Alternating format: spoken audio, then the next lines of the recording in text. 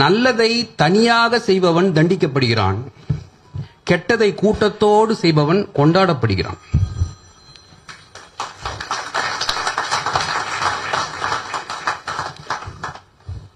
முன்ன ஒரு காலத்துல ஒருவன் கெட்டவனா இருந்தான்.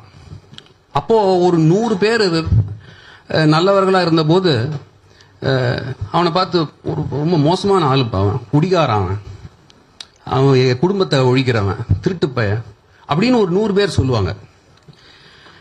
இன்று நல்லவனாக இருக்கக்கூடிய ஒருவனை தேட அந்த நிலைமையில நம்ம உட்கார்ந்துட்டு இருக்கோம். யார் யார் நல்லவன் இருக்கான்னு தேடக்கூடிய ஒரு காலகட்டத்தில் நம்ம உட்கார்ந்துட்டு இருக்கோம். அப்படியே கிடைச்சாலும் அவனை நம்ம நக்கல் அடிக்கிறோம். இவர் பெரிய திருவள்ளுவர் வந்துட்டாருப்பா, மகாத்மா காந்தி, நம்ம சொல்றோமா இல்லையா? நம்ம சொல்றோமா இல்லையா?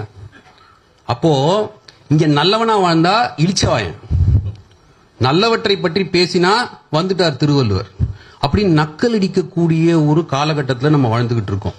நான் இது எல்லாத்தையும் அப்படியே உங்ககிட்ட போடுறேன், நீங்க யோசிச்சுக்கோங்க நான் சொல்றது சரியா இல்லையான்னு சொல்லி. இன்னைக்கு நம்ம நல்லவங்களை என்ன தெரியுமா சொல்றோம்? பாவம் நல்லவர்.